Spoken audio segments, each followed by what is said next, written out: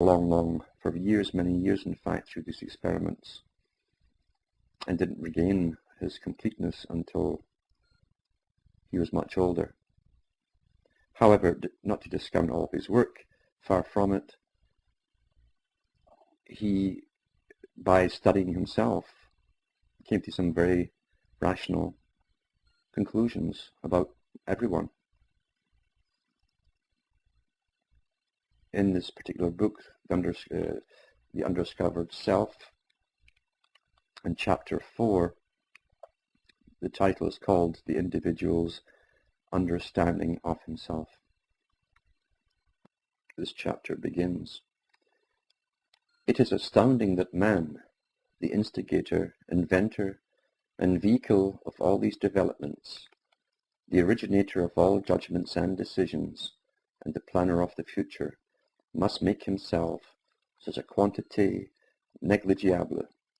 The contradiction, the paradoxical evaluation of humanity by man himself is in truth a matter for wonder, and one can only explain it as springing from an extraordinary uncertainty of judgment. In other words, man is an enigma to himself. This is understandable, seeing that he lacks the means of comparison necessary for self-knowledge. He knows how to distinguish himself from other animals in point of anatomy and physiology, but as a conscious, reflecting being gifted with speech, he lacks all criteria for self-judgment. He is on this planet a unique phenomenon which he cannot compare with anything else.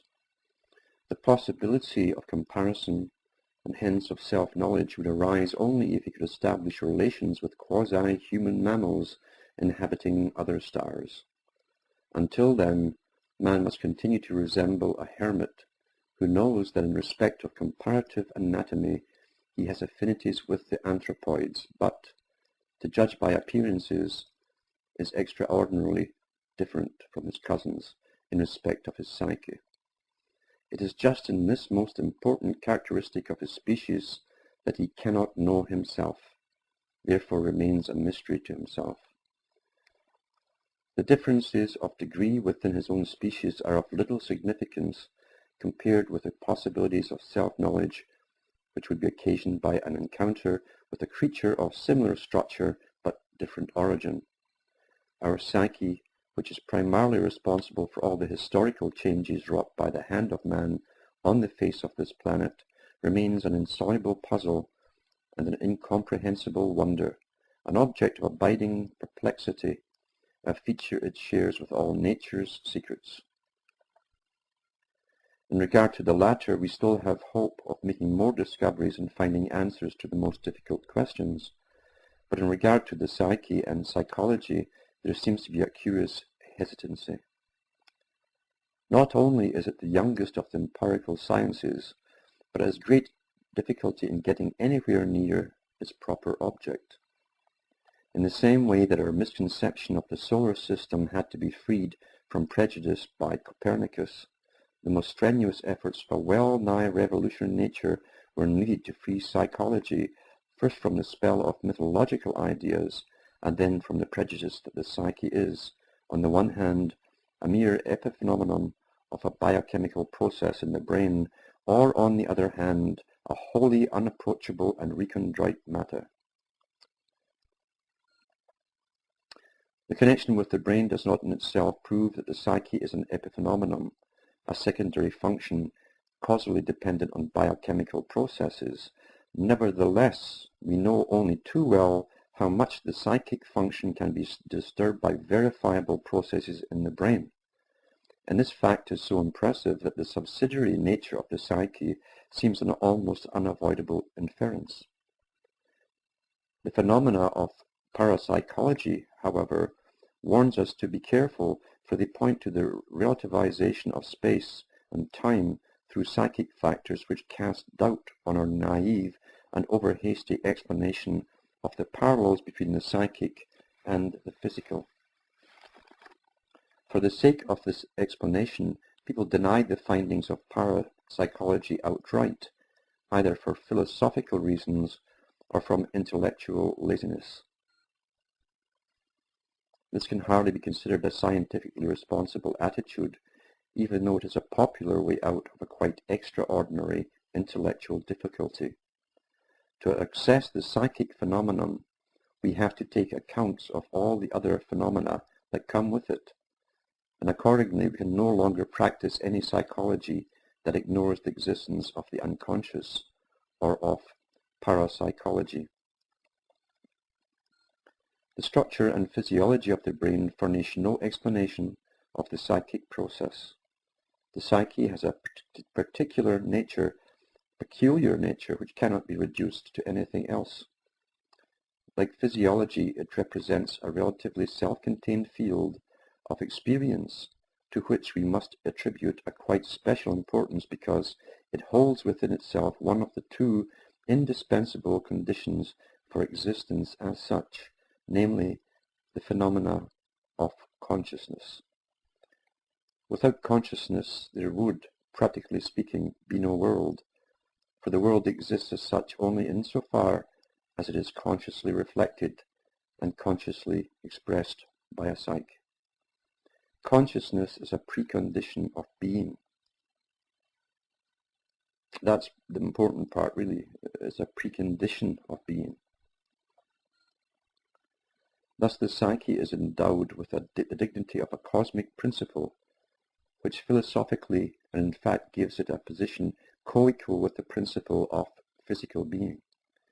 The carrier of this consciousness is the individual, who does not produce the psyche on his own volition, but is, on the contrary, performed by it, and nourished by the gradual awakening of consciousness during childhood.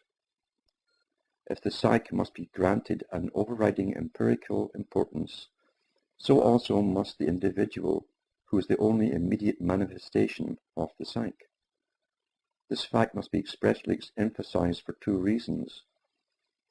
Firstly, the individual psyche, just because of its individuality, is an exception to the statistical rule and is therefore robbed of one of its main characteristics when subjected to the leveling influence of statistical evaluation. Secondly, the Church is granted validity only so far as it acknowledges their dogmas. In other words, when it surrenders to a collective category. In both cases, the will to individuality is regarded as its egotistical obstinacy. Science devalues it as subjectivism, and the churches condemn it morally as heresy and spiritual pride. As to the latter charge, it should not be forgotten that, unlike other religions, Christianity holds at its core a symbol which has for its content the individual way of life of a man, the Son of Man, and that it even regards this individuation process as the incarnation of the revelation of God himself. Hence, the development of the self acquires a significance whose full implications have hardly begun to be appreciated because too much attention to external blocks the way to immediate inner experience. Were not the autonomy of the individual the secret longing of many people, this hard-pressed phenomenon would scarcely be able to survive the collective suppression, either morally or spiritually. All these obstacles make it more difficult to arrive at a correct appreciation of the human psyche, but they count for very little beside one other remarkable fact that deserves mentioning. This is the common psychiatric experience that the devaluation of the psyche and other resistances to psychological enlightenment are based in large measure on fear.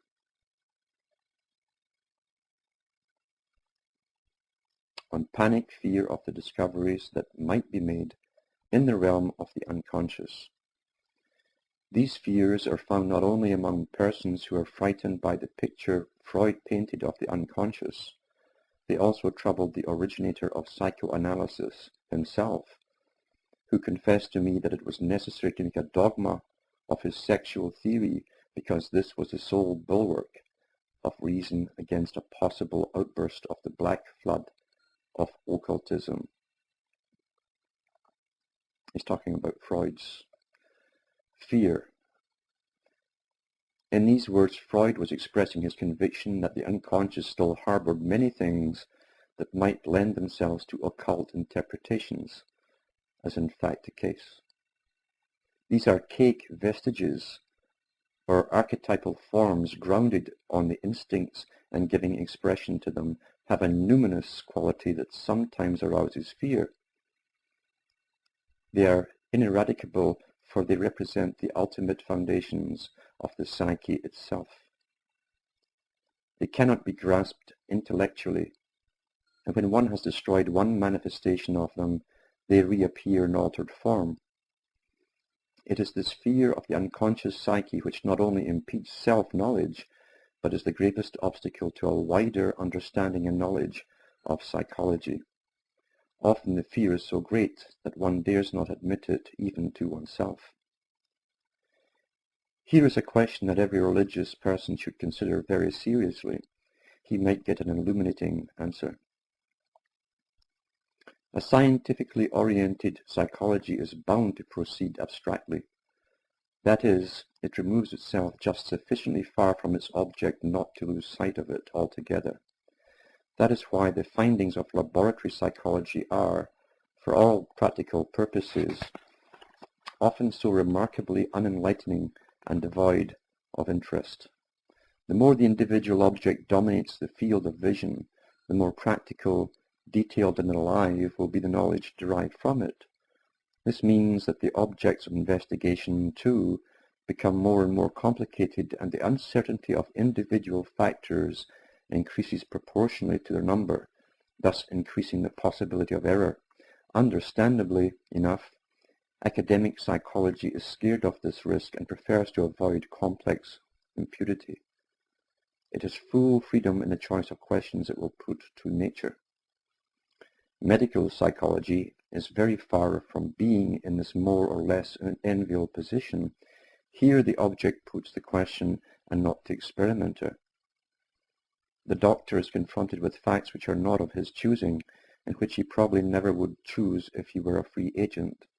It is the sickness or the patient that puts the crucial questions. In other words, nature experiments with the doctor in expecting an answer from him.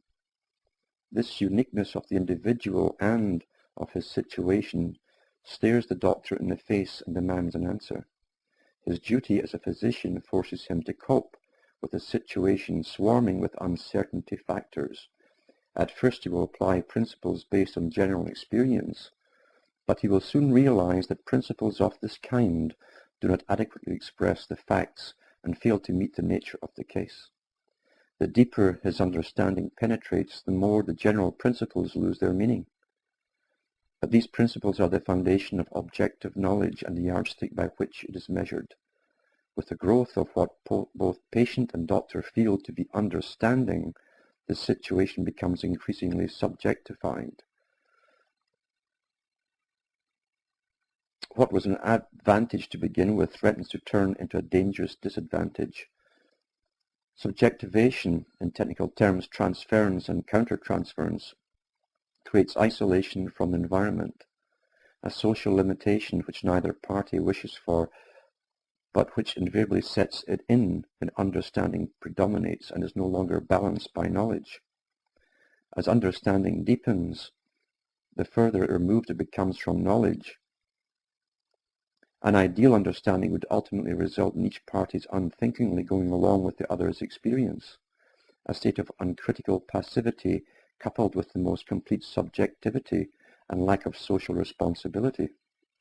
Understanding carries such lens is in any case impossible, for it would require the virtual identification of two different individuals. Sooner or later, the relationship reaches a point where one partner feels he is being forced to sacrifice his own individuality so that it may be assimilated by that of the other. This inevitable consequence breaks the understanding, for understanding presupposes the integral preservation of the individuality of both partners. It is therefore advisable to carry understanding only to the point where the balance between understanding and knowledge is reached, for understanding at all costs is injurious to both partners. This problem arises whenever complex individual situations have to be known and understood. It is the specific task of psychology to provide just this knowledge and understanding. It would also be the task of the confessor zealous in the cure of souls, were it not that his office inevitably obliges him to apply the yardstick of his denominational bias at a critical moment. As a result, the individual's right to exist as such is cut short by a collective prejudice and often curtailed in the most sensitive area. The only time this does not happen is when the religious symbol, for instance, the model of life of Christ, is understood concretely and felt by the individual to be adequate. How far this is the case today, I would prefer to leave to the judgment of others. At all events, the doctor very often has to treat patients to whom denominational limitations mean little or nothing. His profession therefore compels him to have as few preconceptions as possible. Similarly, while respecting metaphysical, that is, non-verifiable convictions and assertions, he will take care not to credit them with universal validity. This caution is called for because individual traits of personality ought not to be twisted out of shape by arbitrary interventions from outside. The doctor must leave this to environmental influences, to the person's own inner development and, in the widest sense, to fate with its wise or unwise decrees. Many people will perhaps find this heightened caution exaggerated. In view of the fact, however, that there is in any case such a multitude of reciprocal influences at work in the dialectical process between two individuals, even if this process is conducted with the most tactful reserve, the responsible doctor will refrain from adding unnecessarily to the collective factors to which his patient has already succumbed. Moreover, he knows very well that the preaching of even the worthiest precepts only provokes the patient into open hostility or a secret resistance, and thus needlessly endangers the aim of the treatment. The psychic situation of the individual is so menaced nowadays by advertisement, propaganda, and other more or less well-meant advice and suggestions that for once in his life the patient might be offered a relationship that does not repeat the nauseating "you should," "you must," and similar confessions of impotence. Against the onslaught from outside, no less than against its repercussions in the psyche of the individual, the doctor sees himself obliged to play the role of counsel for the defense. Fear that anarchic instincts will thereby be let loose is a possibility that is greatly exaggerated, seeing that obvious safeguards exist within and without.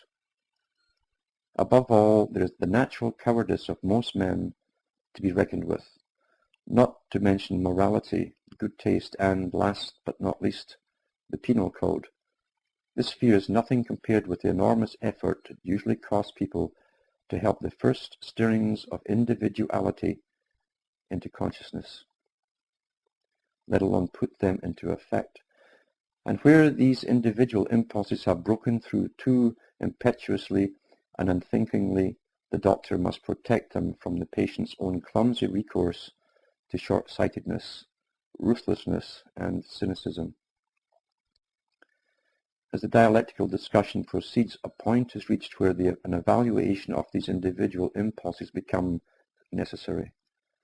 By that time, the patient should have acquired enough certainty of judgment to enable him to act on his own insight and decision, and not from the mere wish to copy convention, even if he happens to agree with the collective opinion. Unless he stands firmly on his own feet, the so-called objective values profit him nothing, since they then only serve as a substitute for character and so help to suppress his individuality. Naturally, society has an indisputable right to protect itself against arrant subjectivists, but insofar as society itself is composed of de-individualized persons, being the collective, is completely at the mercy of ruthless individualists. That's your dictators and your power freaks. Let it band together into groups and organizations as much as it likes. It is just this banding together and the resultant extinction of the individual personality that makes it succumb so readily to a dictator. And what he's telling you here, you think you can change nature by changing direction in your life. And this is well understood by the people at the top. That's why they give you leaders, always down through history. All sides have the leaders supplied. Because you cannot suppress nature. Those who are collectivist people to begin with simply change, metamorphosize into another direction, into another group, maybe from a larger group to a smaller group, but always with the group. So that nature reasserts itself one way or another. This is understood by the higher sciences. That's why you're supplied with leaders. A million zeros joined together do not, unfortunately, add up to one.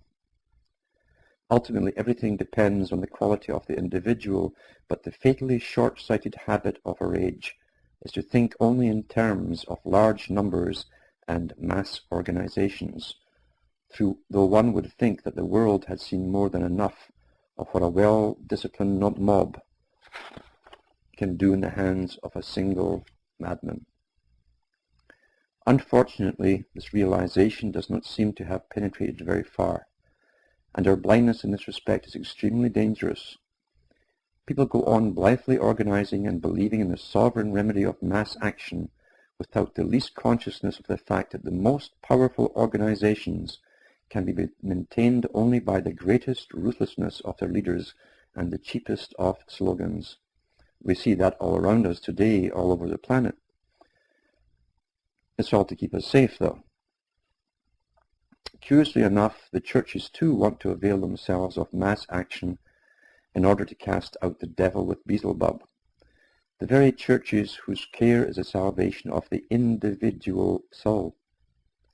They too do not appear to have heard anything of the elementary axiom of mass psychology, that the individual becomes morally and spiritually inferior in the mass, and for this reason they do not burden themselves overmuch with their real task of helping the individual to achieve a metanoia, or rebirth of the spirit.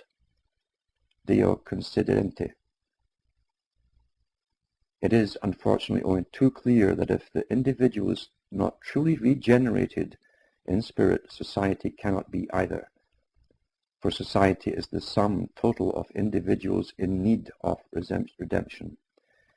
I can therefore see it only as a delusion when the churches try, as they apparently do, to rope the individual into a social organization and reduce him to a condition of diminished responsibility, instead of raising him out of the torpid, mindless mass and making clear to him that he is one important factor and that the salvation of the world consists in the salvation of the individual soul. It is true that mass meetings parade such ideas before him and seek to impress them on him by dint of mass suggestion, with the unedifying result that when the intoxication has